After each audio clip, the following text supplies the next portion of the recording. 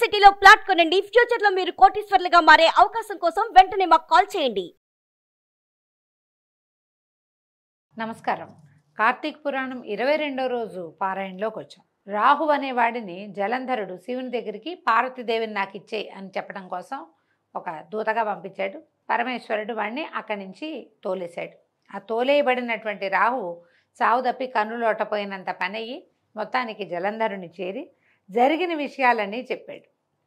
రాహు చెప్పిన విషయాలన్నీ వినగానే కోపోద్రిక్తుడైన జలంధరుడు పరమేశ్వరుని మీద రణభేరి వేయించాడు. కోట్లాది సేనలతో కైలాసం వైపుకి దండు కదిలాడు. ఆ సందర్భంగా జలంధరునికి అగ్రభాగాన ఉన్న శుక్రుడు రాహు చేత చూడబడ్డాడు.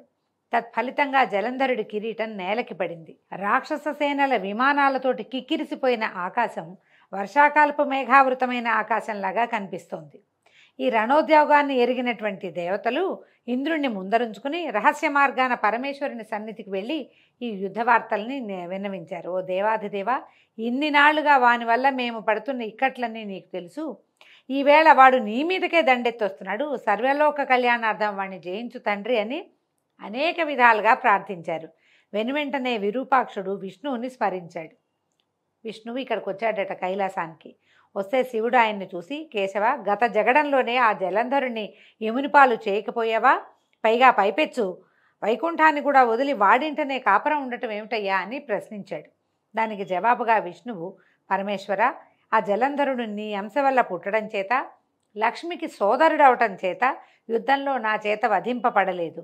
కాబట్టి నువ్వే వానిని జయించాలి. బ్రహ్మదేవుని వరం వల్ల వీడు రుద్రాంశ సంభూతుడు అయినప్పటికీ సాగర గర్భాన జన్మించినప్పుడు అతనికి పేరిడిన సమయంలోనే బ్రహ్మ శివుని చేత తప్ప ఇంకెవరి వల్ల వీడు వజ్రుడు కాదు అని ఒక మాట అన్నాడు. కాబట్టి అతనిని నువ్వే వధించమని చెప్పాడు. అందుమీదట శివుడు, ఓ దేవతలేరా, వీడు మహాపరాక్రమవంతుడు. ఈ శస్త్రాస్త్రాల వల్ల కానీ నాచే కానీ మరణించేవాడు కాదు. కాబట్టి మీరందరూ కూడా ఈ అస్త్రశస్త్రాలన్నిట్లలో మీ తేజస్సులను సైతం ప్రకాశింపచేయాలి అని ఆజ్ఞాపించేసరికి విష్ణువాది దేవతలందరూ తమ తమ తేజస్సులను బయల్పరిచారు.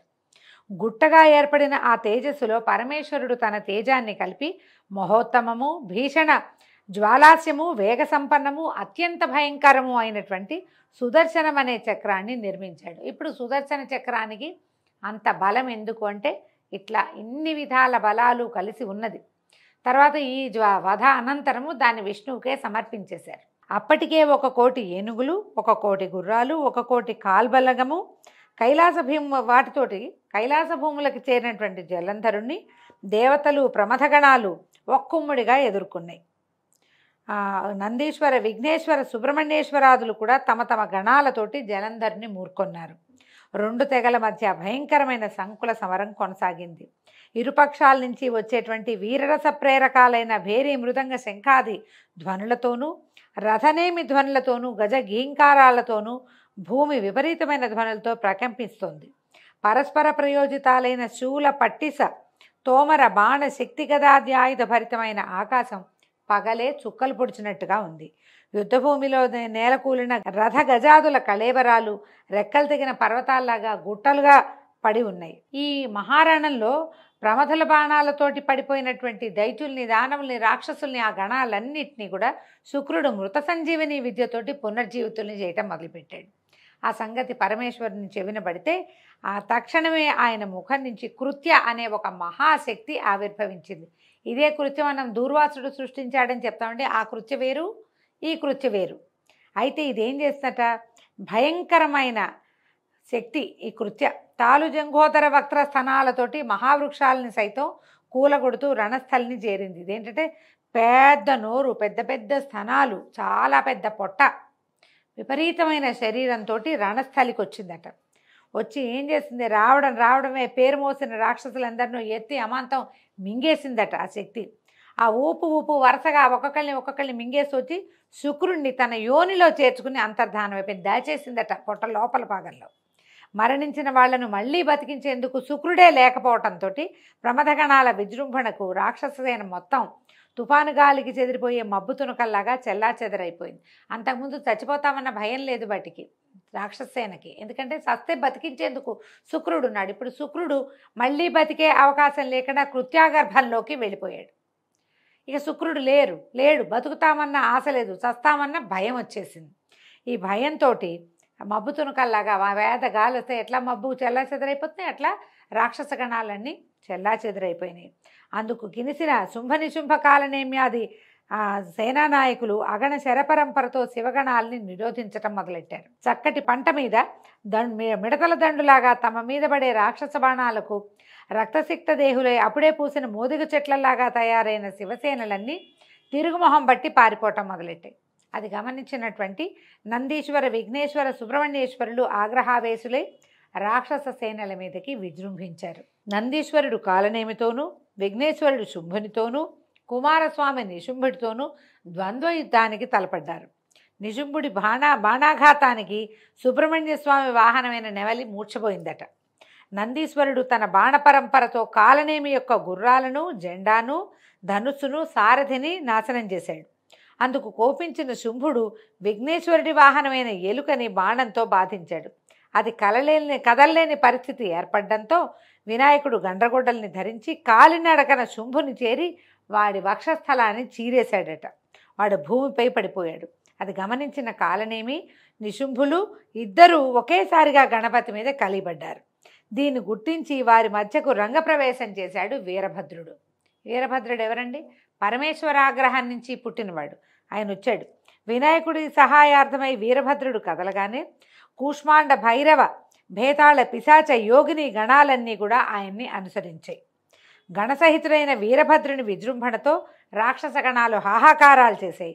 అంతలోనే మూర్ఛదేరిన నందీశ్వర కుమారస్వాములు ఇద్దరు పునః యుద్ధంలోకి ప్రవేశించారు. వాళ్ళందరి విజృంభణతోటి వీగిపోతున్న తన బలాన్ని చూసిన జలంధరుడు అతి అనే పేరున్న పతాకం ఉన్న రథం మీద వచ్చి సమస్త గణాలని ఎదుర్కొన్నట్ట. జలంధరుడి బాణాలతో భూమి ఆకాశాల మధ్య ప్రాంతమంతా నిండిపోయింది. 5 బాణాలతో విఘ్నేశ్వరుని, 9 బాణాలతో నందీశ్వరుని, 20 బాణాలతోటి వీరభద్రుని కొట్టి మూర్ఛపోగొట్టి భీషణమైన సింహగర్జన చేశాడు. వాడి గర్జనతోటి ముందుగా స్పృహలోకి వచ్చిన వీరభద్రుడు 7 బాణాలతో జలంధరుడి గుర్రాన్ని, పతాకాన్ని, గొడుగుని నరికేశాడు. మరో 3 బాణాలు అతని గుండెల్లో గుచ్చుకునేలాగా నాటాడు. దీంతో మండిపడిన జలంధరుడు పరిఖ అనే ఆయుధంతో వీరభద్రుడిని ఎదుర్కొన్నాడు. అద్భుతమైన యుద్ధం చేశారట. గణాలన్నీ యుద్ధం మానేసి వీళ్ళిద్దరూ చేసిన ద్వంద్వ యుద్ధాన్నే చూస్తున్నారట. ఎందుకంటే భీషణాకారుడు వీరభద్రుడు. అతన్ని ఎదుర్కొనాలంటే అవతల వాడికి ఎంత బలం కావాలి? అంత బలశాలి అయిన జలంధరుడి యుద్ధ నైపుణ్యాన్ని, వీరభద్రుడి మహాగ్రమైనటువంటి స్వరూపాన్ని ఆశ్చర్యంగా చూస్తూ గణాలన్నీ యుద్ధం మానేసి వాళ్ళకేసి చూస్తూ నుంచున్నాయట. అనంతరం ఏం చేశాడట, మళ్ళీ జలంధరుడు పరిఘాయుధాన్ని వీరభద్రుడి తల మీద ప్రయోగించాట. తలకి దెబ్బ తగిలిన వీరభద్రుడు స్పృహ తప్పి పడిపోయాట. చివరికి దేవతలందరూ ప్రార్థించారయ్యా, అందరూ పడిపోయారు, నీ కుమారులు స్పృహ తప్పి మళ్ళీ లేచారు, నీ అపరావతారమైన వీరభద్రుడు స్పృహ తప్పి పడున్నాడు, ఈ జలంధరుడు విజృంభించాడు, సేనలన్నింటినీ చంపేస్తున్నాడు, స్వామి ఏదైనా చెయ్యని పరమేశ్వరుణ్ణి విపరీతంగా ప్రార్థించారు దేవతలు. అప్పుడు ఆయన లేచొచ్చి యుద్ధానికి ఉపక్రమించాట. అతనిని యుద్ధంలో జయించడం శివుడికి శక్యం కాలేదు. ఎప్పటికీ జలంధరుడు హతుడు కాకపోవటానికి అతని భార్య అయినటువంటి కాలనేమి కుమార్తె అయిన బృంద యొక్క పాతివ్రత్యమే కారణమని విష్ణుమూర్తి గ్రహించాడు.